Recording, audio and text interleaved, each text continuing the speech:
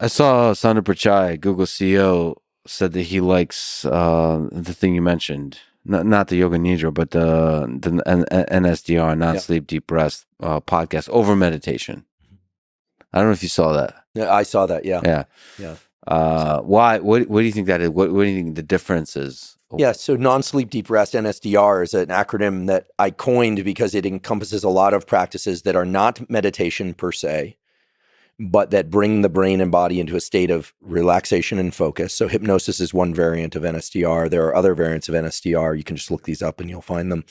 And I think that they've caught on, and that the CEO of Google is an avid practitioner of NSDR, because it has this amazing ability to reset your energy levels and focus. Whereas with meditation, many people find meditation hard. And part of the reason they find it hard is that it requires focus.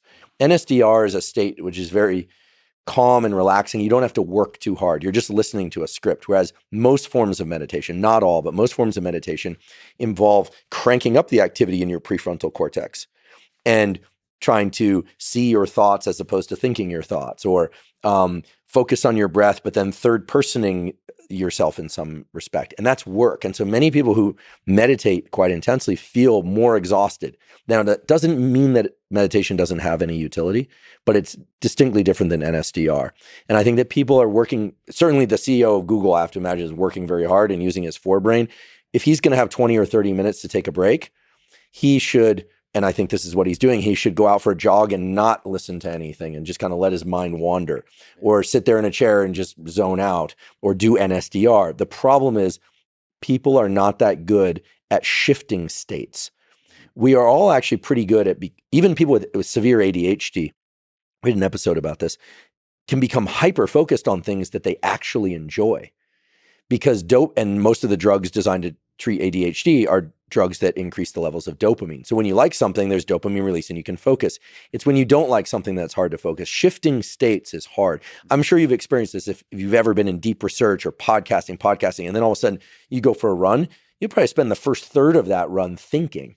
And then in the middle third, you're kind of, that thinking is fractured a bit. And then in the final third is where you finally get to relax, because the brain doesn't shift states very quickly. We can go from sleep to wakefulness quickly. We can go from wakefulness to sleep quickly, but we don't shift between different states of consciousness like a step function, except in rare cases, right? Fear is one. All of a sudden we hear an explosion right now. It's a step function. We're in fear, or we're in alertness, right? Heightened state of alertness. But NSDR is terrific at allowing people to learn to shift their state. And I actually would venture to argue that part of the value of meditation and exercise is the actual state that you get into in deep meditation or exercise. But just as valuable is the transition that you have to take yourself through from one state of mind to the other and then back again. When I look, David Goggins, he always seems to come up, but because he represents so many important things: drive, determination, override of emotional state, going from being a 300-pound plus person to a fit person through. He's never revealed anything substantial about what he ate or what he didn't eat. He basically says, like, listen, run a lot, eat less, right? Yeah. But what's remarkable is so much of what he says is about those transitions, about taking oneself from a state of, I don't want to scruffing oneself and like you're going to do it anyway. And then being able to carry that into regular life, so to speak. So I think that NSDR is immensely powerful. It's zero cost. And one of the reasons I'm such a fan of people doing it is that most people don't stick to a meditation practice. There have also been a few cases, you might find this interesting. There's a book by Scott Carney. I forget what it's called. I think it's called The Transcendence Trap or something. I'm going to have that title wrong, but there have been a fair number of cases of people that go and do very extensive meditation, silent meditation retreats, who then return to normal life and end up killing themselves. There are states of mind inside of extended meditations or silent meditations that are very beneficial. And I'm certainly not suggesting people don't meditate, but I know at least one person who came back from one of these long extended meditation retreats and wasn't able to shift their state back into one that was functional in regular life. And that book includes a very dramatic story. I don't want to give it away in case people check out the book, but Scott told the story to me directly once, where someone feels they've reached enlightenment and then commit suicide. So these very unusual brain states are potentially hazardous if people can't return from them. So it's nice to focus not on those brain states, but instead on the shifting. Right. I do. This morning I woke up a little bit earlier than I would have liked. I use this Reverie app that's research backed, REVERI.com. There's a free version of it, or you can try it for free. So I feel That's for comfortable hypnosis? For hypnosis. And I do a self-hypnosis to put me back into sleep. And if I can't sleep, to just put me into a state of deep relaxation. I would put hypnosis under the category of NSDR, Yoga Nidra under the category of NSDR. There are now some NSDR scripts online if you just go to YouTube that you can just listen to. And do you like those? I do. Yeah, I think the one from Made For is quite good. I have an affiliation with them, but it's free, so I feel comfortable mentioning it. I do. I really like the Reverie app. And the more you do them, the more quickly you can shift your brain into a state of deep relaxation. I will sometimes stop mid podcast sometimes our recordings go 7-8 hours, and I'll stop and I'll do a 1-minute hypnosis. They have 1-minute hypnosis inside Reverie.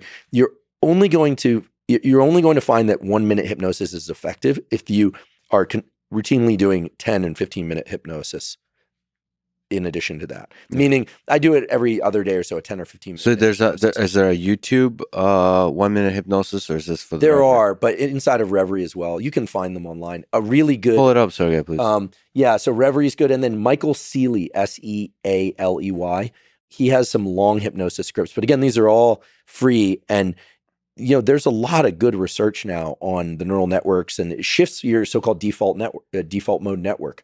It shifts how much of your forebrain you're using. And it also is very, very good at I get so many questions about, hey, I'm really upset. I found out about my girlfriend's sexual past, or hey, I'm so upset. I found out that my boyfriend was cheating, or oh, so-and-so died. How do I get over these emotions? How do I deal with them?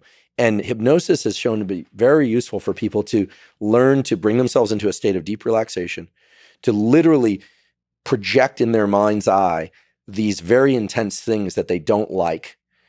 And then for people to associate with other emotions in their body, to learn to be calm while feeling your feelings, to dissociate the mind-body communication to some extent. Just observe the feelings. Observe them and start to associate them with positive experiences. You're an Android guy, so soon it should be available on Android. And then it doesn't exist for me. Yeah, I know. It's only, I don't get Android is the device of the people, all you elitist people with your iPhones. Okay, but tell me this about Android. Now you want to, this is the one thing that gets me. Yeah. Because I'm very close to someone who uses an Android phone. I feel like that. So you have great people in your life. That's good to know. No, their messages always look green to me, but I answer yours, not despite that.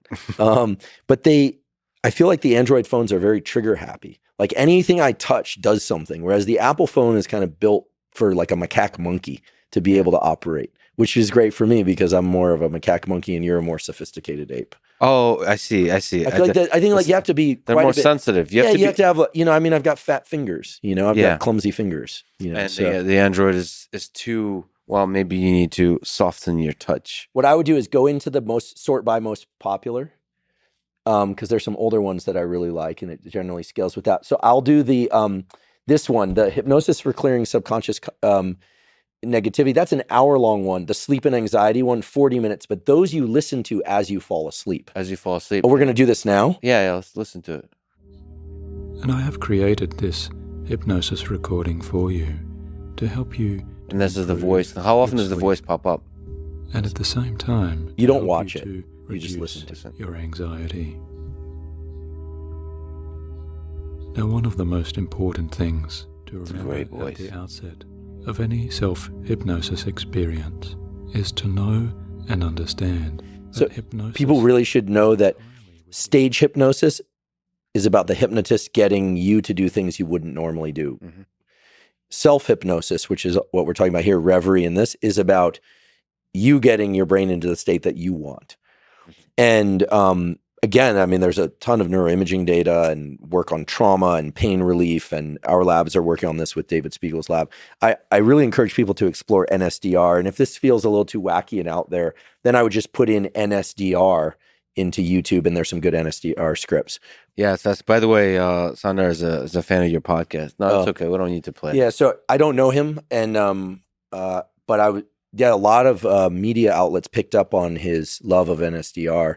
And I have to imagine running Google involves juggling a lot of He's balls. one of the great CEOs because everybody loves him. Everybody loves him. Have you interviewed him? No, but we'll do the interview eventually. So it's this annoying thing about me being a stickler for 3 hours. CEOs don't seem to understand, like not understand, but it's scheduling. So what happens is Sundar said, yes, definitely, let's do it. I'm a fan of the podcast, is a fan of yours. And then it goes to his executive assistant, like, oh, let's find a slot. And then they immediately think, all right, well, 1 hour is good. Like 45 minutes. 90 minutes? By Zoom. 90 minutes? Right. Yeah, right. Well, no, they know in person. I'm a stickler on that. But like, it's like, no, we need more. And it's so hard to. Do you still travel to do your podcast or generally? No, most people come down here. Most people, but for certain situations, obviously, like if you're in prison. Right. Or you're ahead of. Imagine if you get out on work furlough, that people have anklets so that they can go to on the Lex Fridman podcast. It probably happened. Exactly. Have you ever been in a prison? No. You know, either a visitation or on the inside. From my hike, I can see San Quentin. It's really weird that San Quentin and Alcatraz, you know, Bay Area, beautiful. Everyone thinks like, you know, like there's the Bay and there's Alcatraz and San Quentin sitting right there. How does that make you feel? You know, it's amazing how easy it is to overlook that they're there and forget that they're there. But when I drive by San Quentin, I think about it. I also think about the people who are in there who might be innocent. I've seen some of those episodes on Rogan and elsewhere. And Amanda Knox talks a lot about this, right? Whether or not you believe her story or not, I happen to believe her story personally based on what I know.